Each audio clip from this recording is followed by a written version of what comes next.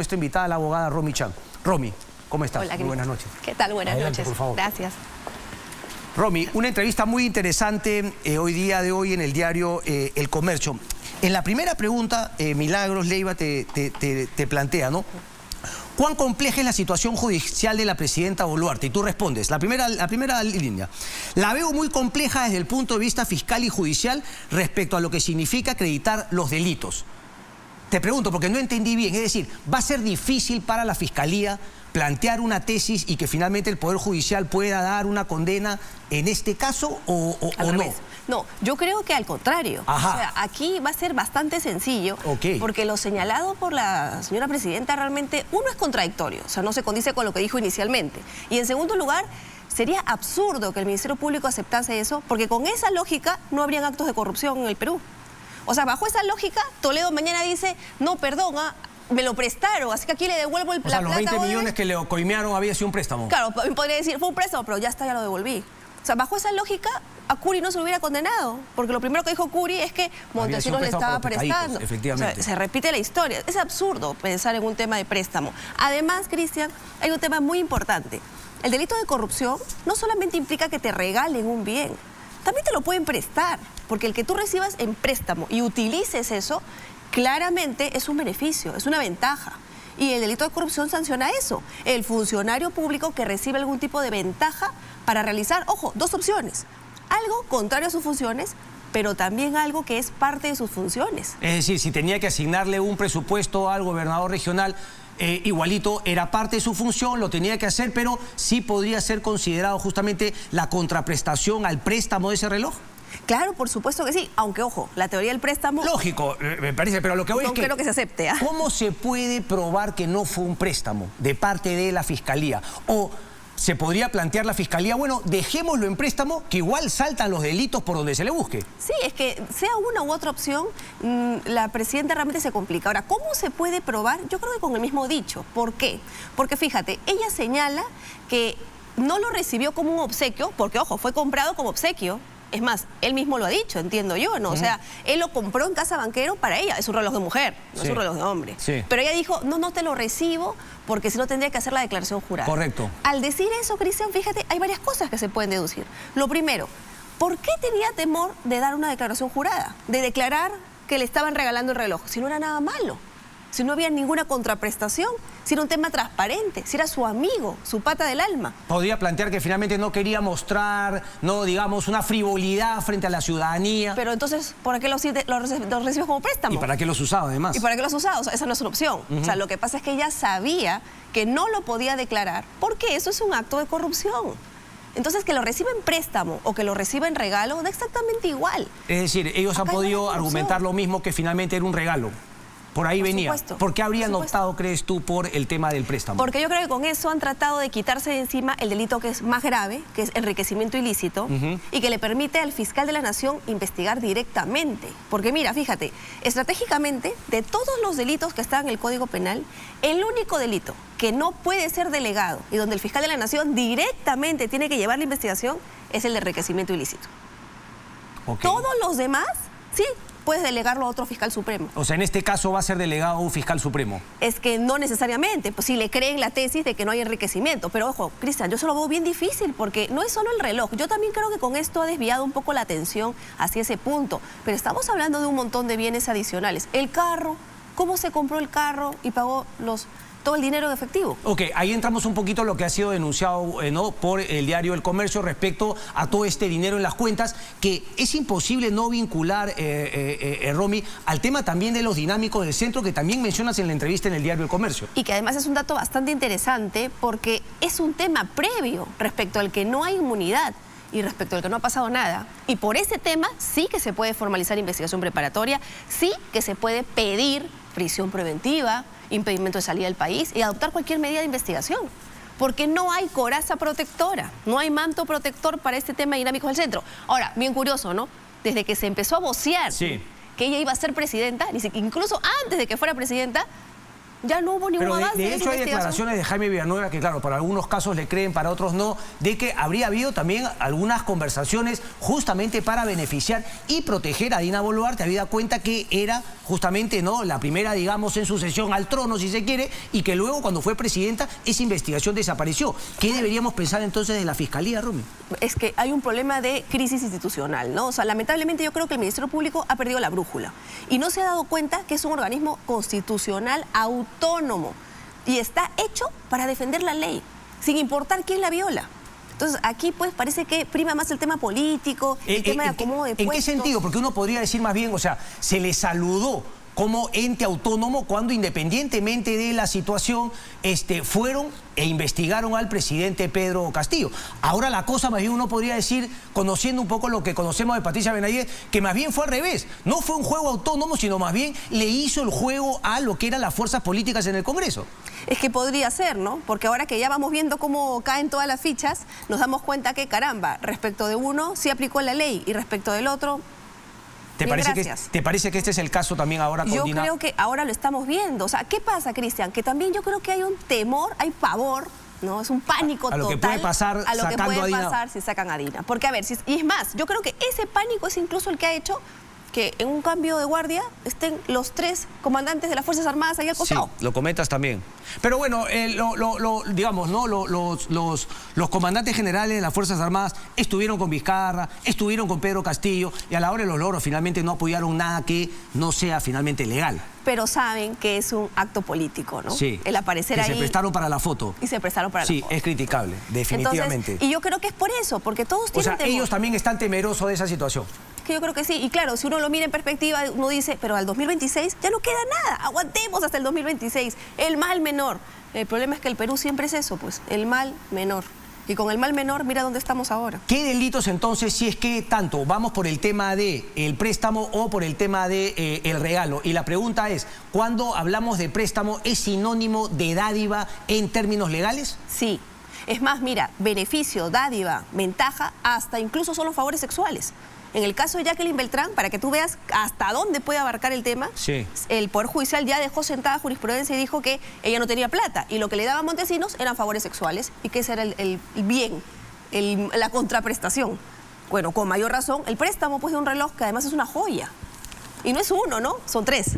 Sí, pero ahora solamente ha hablado finalmente de uno, ha reconocido uno y los otros 2 no se van a mostrar, no tenemos mayores detalles. ¿Cuáles deben ser las diligencias ahora que vengan de la Fiscalía respecto a este caso? Y una pregunta adicional, cuando tú dices formalizar investigación preparatoria a Dina, ¿te refieres al caso de los relojes o te refieres al caso de los dinámicos del centro, que además, obviamente, como fue previo a su nombramiento como presidente o como ministra, no tiene finalmente la posibilidad del antejuicio, no tiene esa protección? Yo me refiero al primero, porque, a ver, sobre el tema del artículo 117, ese tema de si se puede o no acusar al presidente, yo sí creo que en el tema de los Rolex no podría llegar a formalizarse investigación preparatoria, porque es el equivalente al abrirle un proceso penal. Ok, y claro, siempre se podría quedar en preliminar. Yo creo que sí. O sea, eso debería ser la mejor interpretación en el marco de la Constitución, ¿no? Pero por el otro tema no, ahí sí se le puede formalizar y el tema puede seguir sin ningún problema, porque no es un delito de función. Y a lo que me preguntabas al inicio, de por qué, ¿no? De por qué es que ella solamente habla de un Rolex. Lo que pasa es que ella con esta declaración le ha trasladado toda la carga a Oscar Ima, al gobernador. Y yo no sé si él es muy consciente, yo creo que su abogado es claramente consciente, porque al inicio incluso dijo, aquí no hay préstamo, aquí no hay regalo, aquí no hay nada. Aquí no hay nada. Y después dijo, bueno, puede ser que haya préstamo. Y después no le quedó otra más que tragársela y decir, bueno, hubo un préstamo, pues no. A ver, la gente no sé si se sorprenderá respecto a lo que voy a decir, pero parte también del trabajo de la Fiscalía es buscar las contradicciones y buscar ahí que finalmente, si es que hay una mentira elaborada por las 2 partes, buscar que finalmente a uno le convenga decir la verdad más que al otro.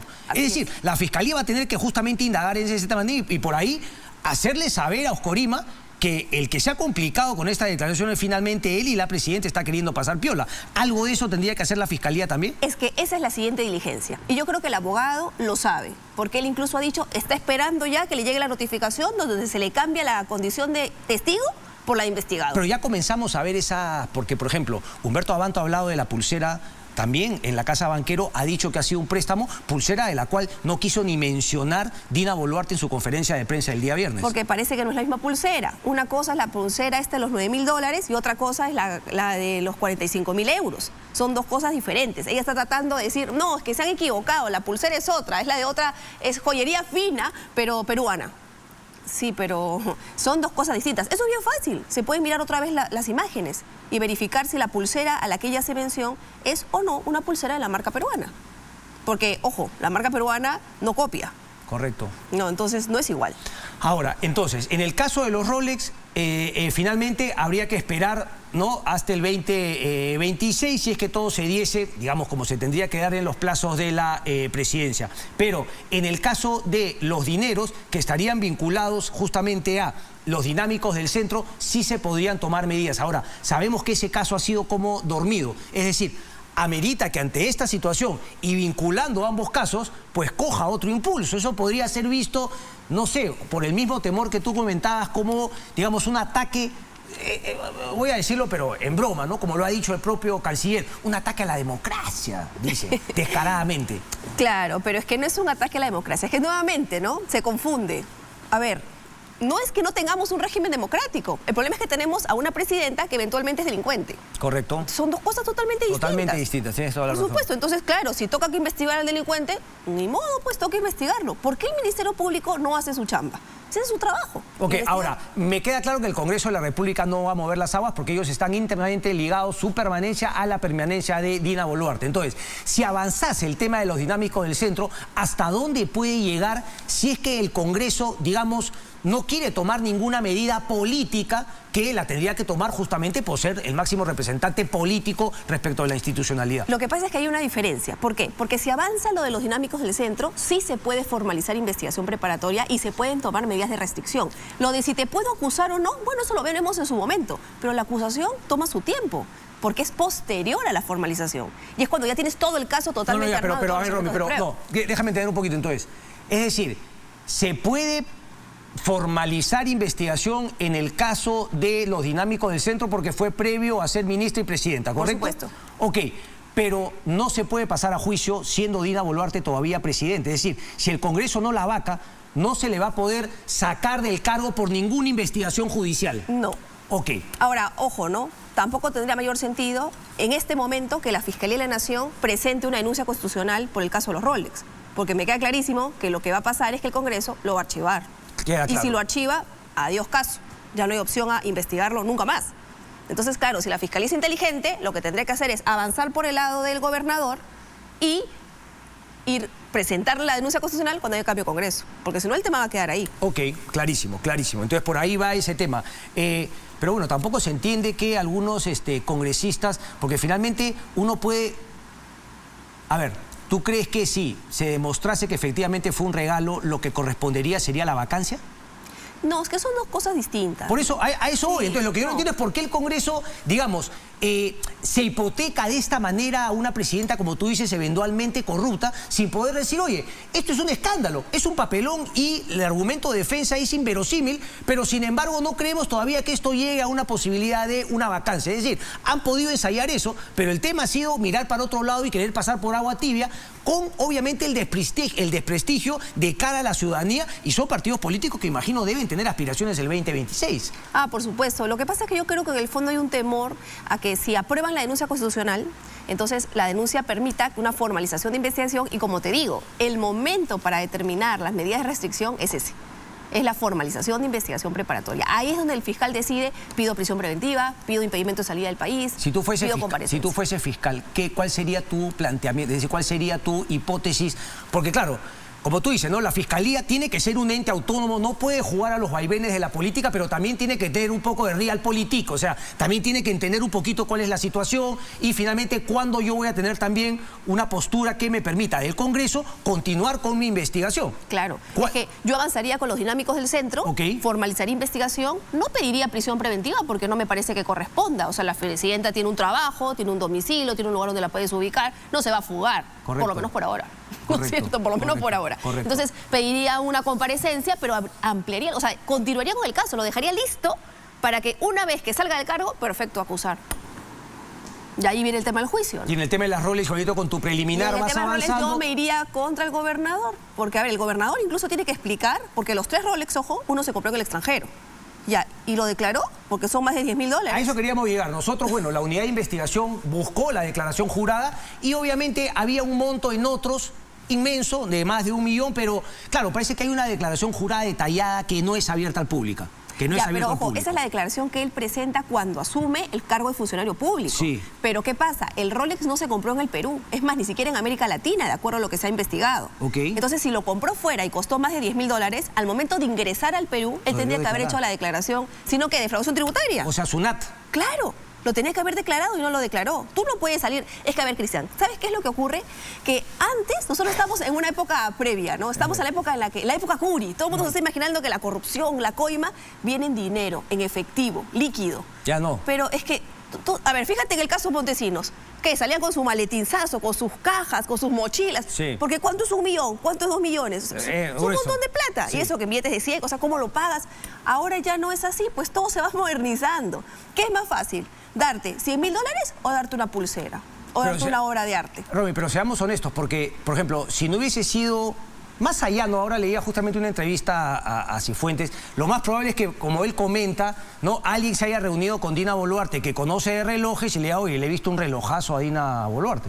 Le he visto un relojazo y obviamente toma, que podría ser un chisme si es que no se hubiesen pasado horas de horas revisando todas las fotografías. Es decir, esto pudo haber pasado piola si es que ella hubiese sido un poquito menos frívola y finalmente no los mostraba de cara al público. Esto no nos enterábamos nunca y Dina Boluarte, una vez que salía del gobierno, tenía 3 Rolex en su mesa de noche. ¿Qué es lo que hacen todos? Lo que pasa es que la señora o nos subestima mucho o le falta un poquito de 2 dedos de frente, ¿no? Porque, a ver, no llevas pues lo que no quieres declarar, no lo llevas en la muñeca, pues.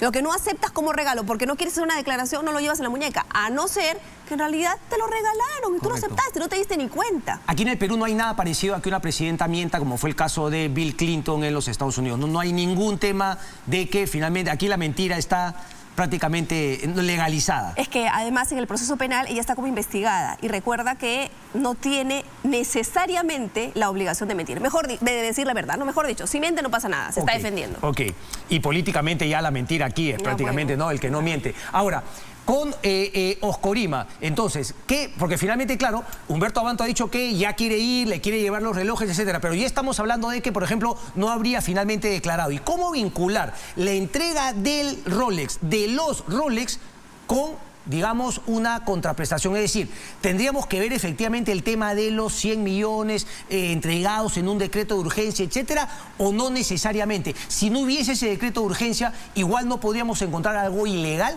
o tiene que estar vinculado a, bueno, ¿qué le dio Dina Boluarte a Oscorima a cambio de los relojes que él le regaló o le prestó? Pero es que, a ver, como te decía, no necesariamente ella, la contraprestación por parte del funcionario, ¿no? No necesariamente tiene que ser algo que viole sus funciones. Puede ser algo que sea algo que tenía que hacer. Por ejemplo, si yo voy a la municipalidad... Sí, me queda claro eso. Entonces, fíjate, si es así, basta el solo hecho de que ella le transfiera al gobierno regional dinero, ya es, de alguna manera, el toma y dame. Pero me está diciendo que con lo que hay está el tema cerrado, ¿o tienes que encontrar...? Pero es que para mí sí, porque es que es clarísimo. O sea, un funcionario público no puede aceptar ningún tipo de regalo por realizar ninguna función. Y ella ha salido públicamente, incluso en un video, porque hay un video que se visualiza y todo, donde incluso el gobernador dice, me faltan tantos millones. Y ella dice, no te preocupes, yo te los voy a dar. ¿Ya, por el regalito previo? ¿Por el regalito que vendría después? ¿Por el regalito que recién ahora te han pillado y que por eso has devuelto, pero que en ese momento no habías devuelto? O sea... Pero ¿cómo sería ahora en el futuro? O sea, todo dinero que vaya al gobierno regional también estaría enmarcado dentro de esta, ¿no?, relación con su Waiki. Es que ella debió haber dicho que era su Waiki por último, porque eso nadie lo sabía hasta que salió lo del regalito, ¿eh? Tal cual. ¿Te das cuenta? Tal cual. Porque además yo como gobernador de otro lado digo, o yo también le he pedido, pero a mí nada. Naranjas, o sea, a él sí le da más y a mí no. ¿Por qué? Porque con él sí cumple su trabajo y conmigo no. Ahora, Romy, ¿por qué hay voces? O sea, por ejemplo, no sé, Ernesto Álvarez Miranda es miembro del TC. O sea, ¿cómo puede plantear... O es finalmente ese temor político, ¿no? Y claro, lo que Jaime Althaus ha llamado esta guerra de represalias, entonces dice, uy, el sector caviar, entonces el sector... O sea, eso puede llevar a la gente a que pierda la sindéresis y ensaye argumentos tan ridículos como decir que este tipo de regalos no tienen nada de malo. No, o sea, a ver, yo creo que ese es el problema, ¿no? A veces el temor creo que nos hace perder de perspectiva. Sí, pero el doble rasero, ¿no? También es una cuestión pues, que le hace daño a tutti li mundi. Por supuesto, o sea, a ver, yo creo que el que es técnico es técnico. Entonces, finalmente, a ver, también te podría yo decir, como mucha gente lo dice, oye, ¿qué le pasa al Perú, no? Todos sus presidentes van a la cárcel, nadie va a querer ser presidente, no van a tener buenos cuadros. Pero lamentablemente han robado, pues. Lógico. Y si lo han hecho, es casi complicado. Bueno, no, entonces pongamos que ley que ser corrupto no es delito, claro, para no tener ningún escándalo, ¿no? De presidentes presos. Que estás mamarracho, ¿no? Es lo mismo, es exactamente igual. Entonces no podemos caer en eso, ¿no? O sea, a todos nos da temor la incertidumbre económica, política que generaría que Dina tenga que salir o que tenga, por ejemplo, una prisión preventiva. A todos nos da temor. Correcto. Pero bueno, no podemos tapar el sol con un dedo, ¿no? Quiero salir de este tema y quiero robarte unos minutitos más porque es un tema que iba a tocar también.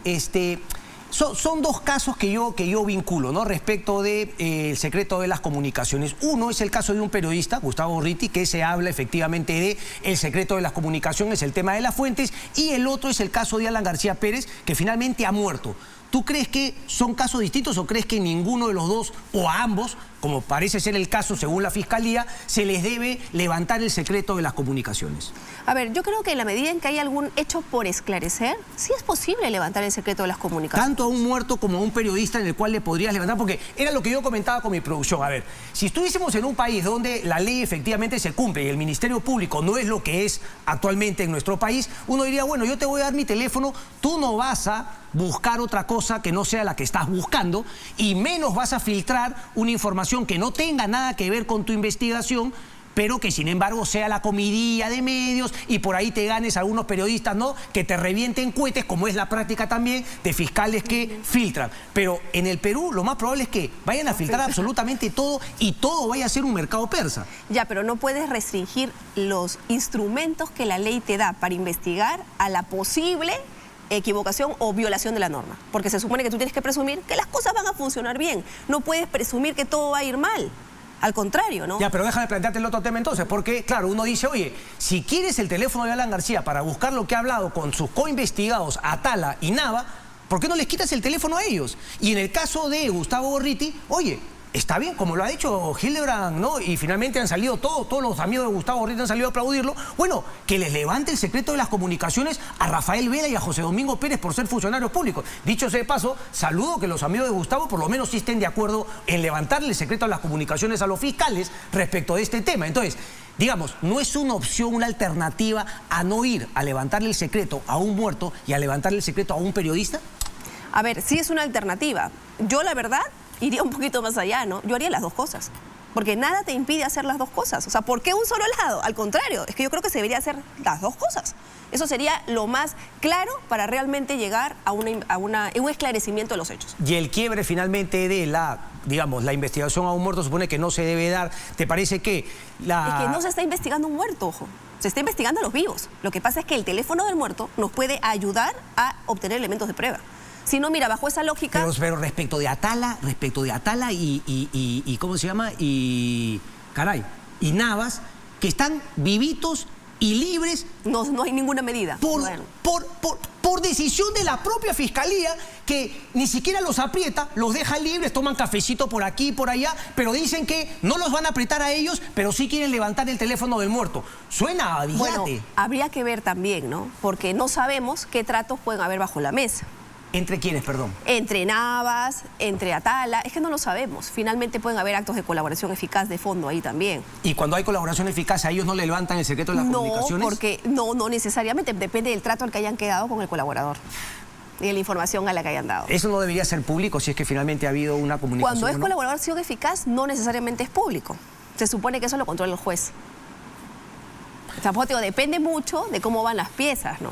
Para la Fiscalía. El asunto, yo creo, Cristian, tú irías por las dos. Es que mi opinión era que finalmente no iría por ninguna. Yo iría por Atala, por Navas, y en el caso Gorriti iría justamente por Vela y José Domingo Pérez, que son funcionarios públicos. Es que, a ver, yo creo que irías por los dos, porque a lo mismo te podría decir los fiscales, ¿no? Te pueden decir, oye, yo también tengo colaboradores eficaces y podrías poner a todos esos colaboradores. Sí, o sea, pero el tema es que eso tiene que estar controlado por un juez. Y hay mecanismos. El que quiere puede. Lo que pasa es que no sé si realmente eso se quiere. Cuéntame eso un poco, porque siempre hemos hablado justamente sobre, por ejemplo, el tema Lavajato, que dicho sea de paso, ¿no? La declaración del testigo, el testigo de oro, ¿no? Jorge Barata ya no va a declarar, eso ya se cayó. Es decir, ¿ha fracasado el caso Lavajato desde tu punto de vista? Mira, yo creo que, a ver, hay algunos elementos, en algunos casos sí se va a poder encaminar, pero en otros yo creo que va a ser muy difícil. Y eso estaba visto desde el principio. Esa fue la razón por la cual sacaron a Hamilton y pusieron a José Domingo Pérez. Porque Hamilton desde el principio dijo, yo no voy a cerrar acuerdo de colaboración si no me das todo completo. Así no funciona. Aquí o me das la información completa o no hay acuerdo. ¿Se ha burlado Barata Yo creo que sí, por supuesto. Por supuesto, es más, hasta les hemos permitido pagar la indemnización, la reparación, pero en parte, se ha llevado 500 millones. Se ha llevado plata, o sea, no van a declarar. Y era lo que iba a pasar desde el momento en que se aceptó que no entregaran toda la información, eso era lo que iba a ocurrir. Romy Chan, un placer como siempre. No, gracias a ti. Vámonos a una pausa y regresamos de inmediato, no se muevan.